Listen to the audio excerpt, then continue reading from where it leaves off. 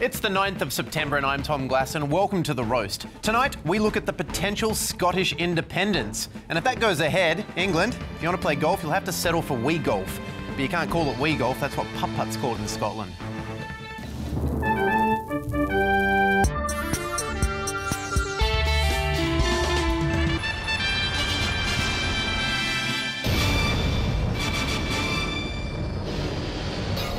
Note to self, email Billy Connolly that amazing putt-putt joke. Also buy a dictaphone. First though, Mark Humphries has the headlines. The Duke and Duchess of Cambridge are expecting their second child, in another strong indication that the royal family does not practice safe sex. It's definitely a royal baby because the Duchess can feel it waving. No word yet whether it's a boy, girl or corgi. Also no word on what the name of the baby would be, but if current trends are anything to go by, my money's on Khaleesi. The arrival of this child would make Prince Harry fifth in line to the throne, meaning the queue is reaching iPhone 6 levels. It's still very early in the pregnancy, but if enough members of the royal family suddenly pass away, this zygote could be our head of state. God save our gracious zygote! Jack the Ripper, not to be confused with John the Baptist, is back in the news. Welcome back, Jack. We've missed your murderous rampages. DNA testing has supposedly revealed the Ripper's true identity, a Polish immigrant named Aaron Kosminski. That's right, he was Aaron the Ripper. However, some scientists and scholars have already cast doubt on the findings, so if you have information on the case, please send a telegram to Crime Stoppers. Gotye, the Australian singer that American audiences used to know, has formed a political party with his bandmates to contest the upcoming Victorian election. It was either that or get stoned. It's believed he's inspired by that famous rock and roller turned Labour politician. You know who I'm talking about, Craig Emerson. No why I'll wipe out there on my TV. No why I'll wipe out there on my TV. No why I'll wipe out there on my TV. Shocking me right out of my brain. Rock on. Stephen Hawking, the theoretical physicist and author of all those books you've only read 5 pages of, has warned that the God particle could destroy the universe. So if you were thinking of ever finishing The Wire, start now. It's not Hawking's first warning though. Stephen Hawking warns over making contact with aliens. Sound advice. I hear aliens can be pretty frosty with people who destroy the entire universe. E.T. phone the police. Hawking warns of the end of the universe in the preface of a new book, Starmus. The universe could undergo catastrophic vacuum decay, with a bubble of the true vacuum expanding at the speed of light. This could happen at any time and we wouldn't see it coming. Really, Stephen? At any time? Oh my...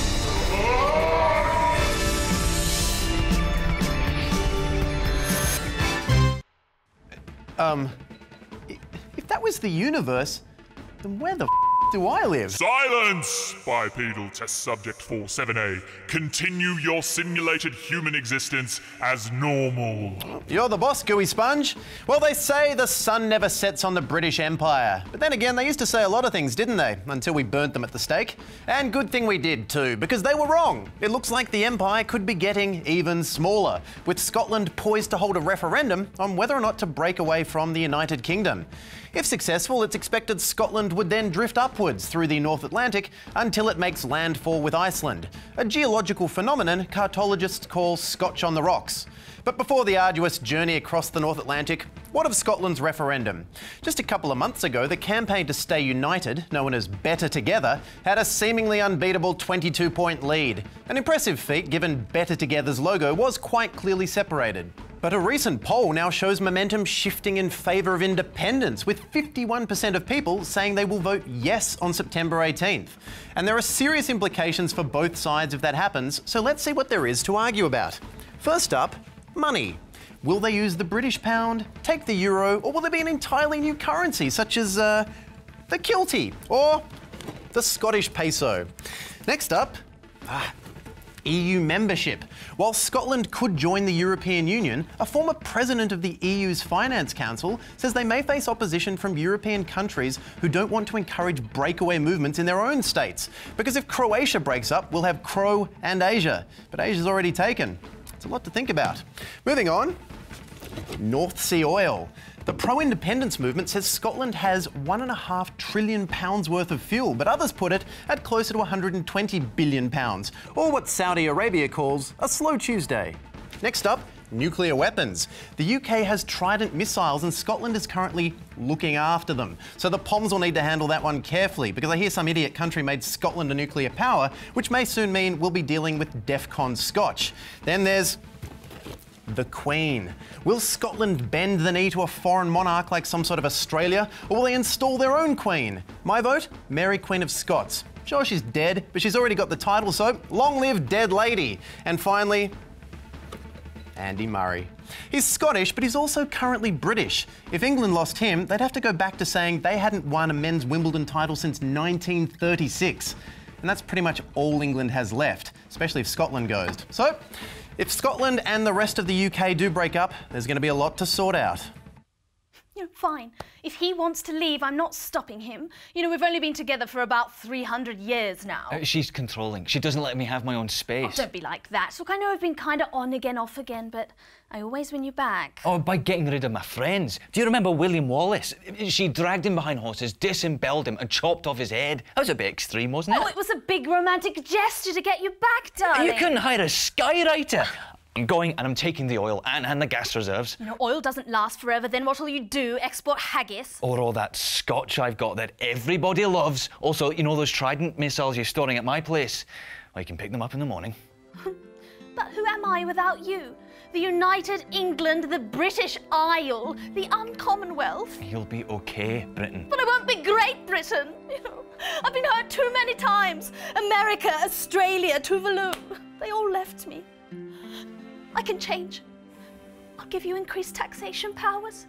You like that, don't you, babe? You still got Wales and Northern Ireland, okay? I'm sorry. Farewell, old England. Forever. I'm having a royal baby. Is it mine? Well, that's up to you. If the United Kingdom does break up, who'll keep the kids? Hang on a second, Australia's one of those kids. Hey, 2 Christmases! Have you ever had another country break up with you? Did they take all the whiskey and Scotch biscuits, leaving you with nothing to console yourself with? There's always gin and scones. We'd love to hear about it. At the Roast TV or hashtag RoastTV. Turning to an international perspective, the Scottish independence debate has prompted a vocal response from international politicians, mainly along the lines of, oh, don't break up, you guys are so cute together, and we don't want things to be awkward at the UN. The Chinese Premier Li Keqiang, for instance, called for a united kingdom before turning to Tibet and whispering, don't you even think about it. Canadian Prime Minister Stephen Harper said the potential split-up would be almost inconceivable, showing he is a leader of vision.